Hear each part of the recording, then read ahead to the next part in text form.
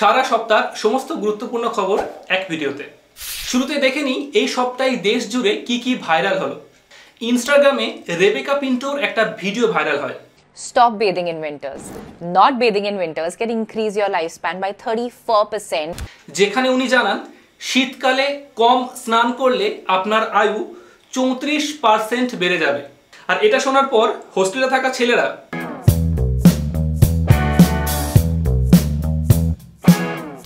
আসছি পরের খবর। মুকেশ আম্বানির ছেলে আনন্দ আম্বানির 22 কোটি টাকা দামের ঘড়ির খবর ভাইরাল হয়। আর এটা শোনার পর অনেকে বলছে যে দোকানদার নাকি আম্বানির ছেলেকে ঠকিয়ে দিয়েছে। মধ্যপ্রদেশে এক পথ চলতি মানুষকে হেলমেট না পরার কারণে 300 টাকা ফাইন করে পুলিশ। হ্যাঁ, মানুষটা হেঁটে যাচ্ছিল। দেখা আপনি লাপরওয়াহি কা নতিজা। মহারাষ্ট্রের 3টি গ্রামে অস্বাভাবিক হারে চুল পড়ে যাচ্ছিল সকলের। মাত্র 7 দিনে টাক পড়ে যাচ্ছিল। পরে স্বাস্থ্য আধিকারিকরা জানান জল দূষণের কারণে এটা হতে পারে। তবে অনেকেই বলছে এটা শ্রদ্ধা কাপুরের ষড়যন্ত্র। আসি পরের খবর। দিল্লিতে অটোতে রোমান্স আটকাতে পোস্টার চালকের, আর মুহূর্তেই ভাইরাল সেই পোস্টার। তবে অনেকে দাবি করছে কলকাতা মেট্রোতে এরকম একটা পোস্টার দেওয়ার জন্য। আসছি পরের খবর। আম্বানির বিয়ের মতো কয়েক মাস ধরে চলছে ক্রিকেটার যুবেন্দ্র চাহাল ও ধনুশ্রী বার্মার ডিভোর্সের রিউমার। এখন জল কোন দিকে গড়ায় সেটাই দেখার। এবার আসছি হ্যাশট্যাগ মেলোডিতে। যারা জানে না তাদের জন্য ছোট্ট করে বলে দিই, ভারতের প্রধানমন্ত্রী নরেন্দ্র মোদীর সঙ্গে ইতালির প্রধানমন্ত্রী জর্জিয়া মেলোনিকে নিয়ে অসম্ভব মিম তৈরি হয়।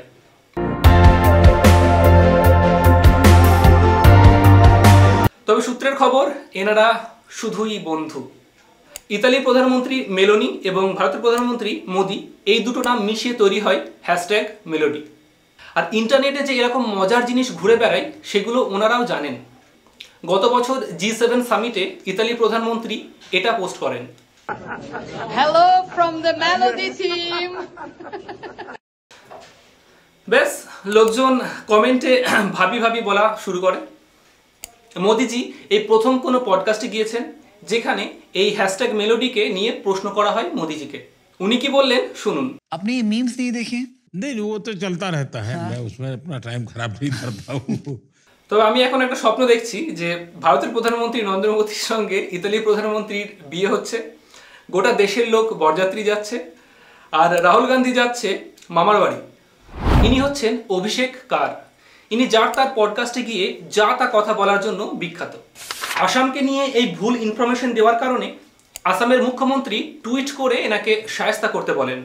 অবশ্য পরে ইনি ক্ষমা চান। তবে ইনি যে লেভেলের মিথ্যা কথা বলতে পারেন, আমার তো মনে হচ্ছে কোনোদিন ইনি পলিটিশিয়ান না হয়ে যায়।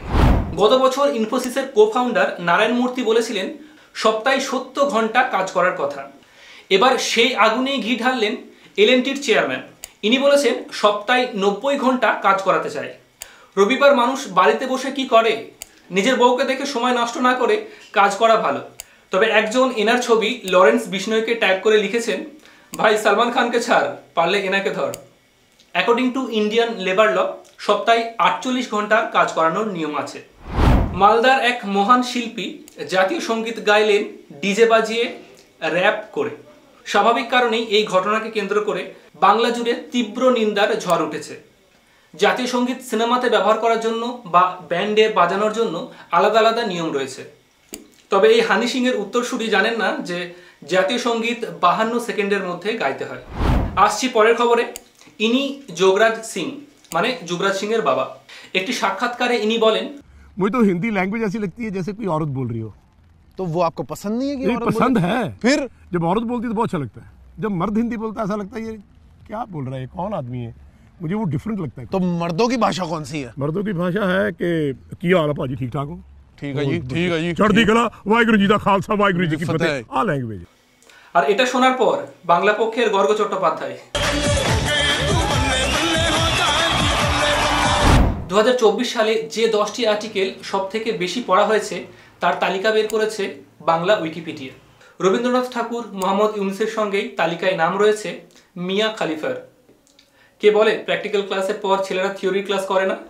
আসছি পরের খবরে। কেরালাতে 2006 সালে 3 জনকে খুন করে পালায় 2 জন। পুলিশ অনেক তল্লাশি করেও ধরতে পারেনি খুনিদের। 2 দশক মামলাটি অমীমাংসিত থাকার পর কেরালা পুলিশ এআই এর সাহায্য নেয়। খুনিদের পুরনো ছবি এআই এর দ্বারা বয়স বাড়িয়ে আজকের দিনে তারা কেমন দেখতে হবে সেই ছবি বের করে। তারপর সেই ছবিকে সোশ্যাল মিডিয়াতে স্ক্যান করার পর একটি ফেসবুক অ্যাকাউন্ট খুঁজে পাওয়া যায় এবং সেই অ্যাকাউন্টের কিছু ছবির সঙ্গে এই এআই এর তৈরি ছবির 90% মিলে যায়। পুলিশ জানতে পারে এই সেই ব্যক্তি যে পন্ডুচেরিতে পালিয়ে এসে নতুন পরিচয়ে জীবনযাপন করছে। পুলিশ একজনকে গ্রেপ্তার করার পর দ্বিতীয় জনের সন্ধান পেয়ে যায়। মোরাল অফ দ্য স্টোরি কি? উইকিপিডিয়াতে তুমি রবীন্দ্রনাথ ঠাকুরের ব্যাপারেও পড়তে পারো। আর মিয়া, এবার আসছি কারেন্ট অ্যাফেয়ার্সে। উত্তরপ্রদেশের প্রয়াগরাজে 13 থেকে 26 তারিখ আয়োজন হতে চলেছে মহাকুম্ভ মেলা। সরকারি তথ্য অনুযায়ী 2019 সালে এই মেলায় 20 কোটি মানুষ এসেছিলেন, যা এবার 40 কোটি হবে বলে অনুমান। উৎসবের মূল আচার হলো নদীতে ডুব দেওয়া, যা পাপ মোচনের উপায় বলে মনে করা হয়। 2017 সালে ইউনেস্কো এই মেলাটিকে কালচারাল হেরিটেজ অফ হিউম্যানিটির তালিকায় নথিভুক্ত করেন। এটি বিশ্বের সবচেয়ে বড় ধর্মীয় সমাবেশ। একটা গোটা শহর তৈরি করা হয় এই মেলাকে কেন্দ্র করে। 2013 সালে উত্তরপ্রদেশ সরকারের এই মেলা থেকে ইনকাম হয়েছিল 12,000 কোটি টাকা। তবে এবার 25,000 কোটি টাকা হতে পারে বলে অনুমান। চীনে ভয়াবহ করোনা ভাইরাসের মতো হিউম্যান মেটানিউমো ভাইরাসের প্রকোপ দেখা দিয়েছে। তবে চীনে প্রতি বছর এই সময় এই রোগের প্রকোপ দেখা দেয়। অন্যান্য বছরে অবশ্য এর থেকেও বেশি সংখ্যায় দেখা যেত। এই ভাইরাস নতুন নয়, 2001 সালে বিজ্ঞানীরা এর সন্ধান পেয়েছিল। তবে ভারতে এখনো পর্যন্ত 9 জনকে পাওয়া গেছে, যার মধ্যে কলকাতার একজন। তবে তাকে পর্যবেক্ষণে রাখা হয়েছে। ডাক্তারদের মতে আতঙ্ক নয়, সতর্ক থাকতে হবে। শিশুদের মধ্যে দেখা যাচ্ছে এই রোগ। মূলত জ্বর, সর্দি, কাশি হচ্ছে এই রোগের সিনড্রোম। তাই শিশু ও বয়স্কদের যদি এই সমস্ত লক্ষণগুলো দেখা দেয় তাহলে অবশ্যই ডাক্তারের পরামর্শ নিন। কানাডার প্রধানমন্ত্রীর পদ থেকে ইস্তফা দিলেন জাস্টিন ট্রুডো। তবে তার দল লিবারেল পার্টি নতুন প্রধানমন্ত্রী বেছে নেওয়া পর্যন্ত তিনিই প্রধানমন্ত্রী থাকবেন। We need an ambitious, optimistic view of the future. আর এরপরেই আমেরিকার হবু প্রধানমন্ত্রী ডোনাল্ড ট্রাম্প একটি ম্যাপ পোস্ট করেছেন। আর এখানে দেখা যাচ্ছে কানাডা আমেরিকার পার্ট, ওই আখান্ড আমেরিকার কনসেপ্ট। আর এটার প্রতিক্রিয়া স্বরূপ জাস্টিন ট্রুডো পোস্ট করেছেন যে এটা কোনোদিন সম্ভব নয়। আর এই পোস্টের নিচে ইলন মাস্ক কমেন্ট করেছেন, তুমি এখন আর প্রধানমন্ত্রী নেই, তাই তুমি কি বলো তাতে কিচ্ছু যায় আসে না। কিছুদিন আগে খালিস্তানপন্থী হরদীপ সিং নিজ্জরের হত্যাকাণ্ড ঘিরে ভারতের দিকেই আঙুল তুলেছিল কানাডার প্রধানমন্ত্রী। এবার উনি পদ ছেড়ে দিতেই সেই পদের দৌড়ে উঠে আসছে 2 ভারতীয় বংশোদ্ভূতের নাম, একজন অনিতা আনন্দ আর একজন জর্জ চাহাল। আসি পরের খবরে।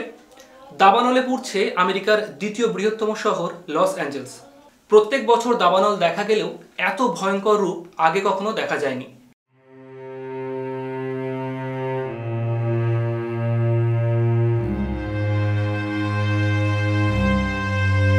এই বছর সান্তা আনা নামক বাতাসের কারণে আগুন ছড়িয়ে পড়ে বিস্তীর্ণ এলাকায়। এই এলাকার সমস্ত মানুষকে আগেই সচেতন করা হলেও এখনো পর্যন্ত প্রাণ হারিয়েছেন 16 জন। পুড়েছে হাজার হাজার ঘরবাড়ি। তবে এই ঘটনাকে ঘিরে ভাইরাল হচ্ছে অভিনেতা জেমস উডের পুরনো টুইট। সেখানে উনি গাজার ওপর আক্রমণকে সাপোর্ট করছিলেন এবং আরও আক্রমণ করতে বলছিলেন।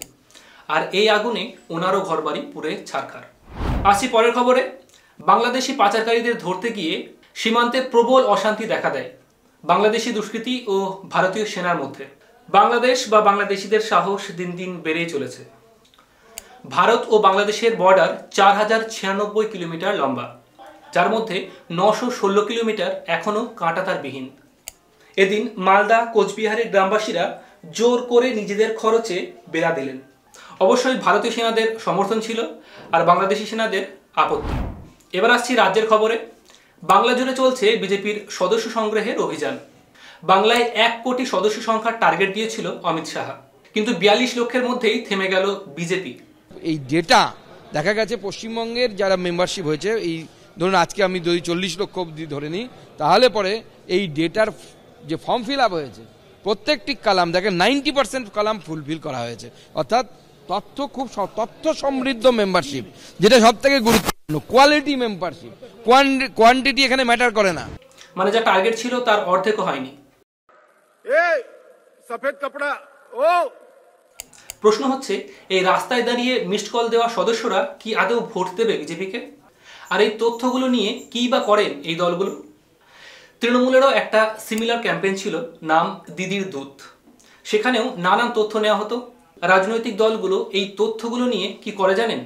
ভোটের আগে এই সমস্ত নাম্বারগুলোতে পাঠানো হবে দলের ম্যানিফেস্টো ও আপনার এলাকার প্রার্থীর IVRS কল, মানে ওই রেকর্ড করা কল, যেখানে আপনাকে ভোট দেওয়ার জন্য অনুরোধ করা হবে। কিন্তু প্রশ্ন হচ্ছে, এই বিজ্ঞাপনে কি মানুষ ভোট দেওয়ার সিদ্ধান্ত বদলে দেবে? আসছি পরের খবরে। তৃণমূল দল থেকে সাসপেন্ড করা হলো চিকিৎসক নেতা শান্তনু সেন ও আরাবুল ইসলামকে। অধ্যাপিকাকে জগ ছুঁড়ে মারার অভিযোগ উঠেছিল আরাবুল ইসলামের বিরুদ্ধে। হ্যাঁ, যিনি খুব ভালো মগ ছুটতে পারেন। শৃঙ্খলা ভঙ্গের অভিযোগে দুজনের বিরুদ্ধেই কড়া পদক্ষেপ দলের।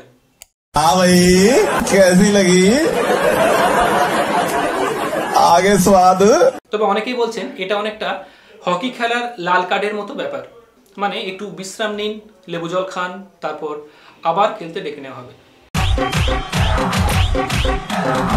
দেশ জুড়ে যে ডিজিটাল অ্যারেস্ট স্ক্যাম চলছিল, তার মাস্টারমাইন্ডকে ব্যাঙ্গালোর থেকে ফিজিক্যালি অ্যারেস্ট করে কলকাতা পুলিশ। হ্যাঁ, স্কটল্যান্ড ইয়ার্ড জিন্দাবাদ। আসি পরের খবরে। মালদায় তৃণমূল নেতা দুলাল সরকারকে খুনের জেরে তৃণমূল নেতা নরেন্দ্র তিওয়ারি সহ এখনো পর্যন্ত 7 জনকে গ্রেপ্তার করেছে পুলিশ। জানা যায়, সুপারি কিলার ভাড়া করে আনা হয়েছিল বিহার থেকে। এখনো পর্যন্ত অধরা কৃষ্ণ রজক ও বাবলু যাদবের সন্ধান পেতে 2 লক্ষ টাকার পুরস্কার ঘোষণা করেছে পুলিশ। বলছি, মালদা কোন ফলের জন্য বিখ্যাত জানেন? আম, সুপারি।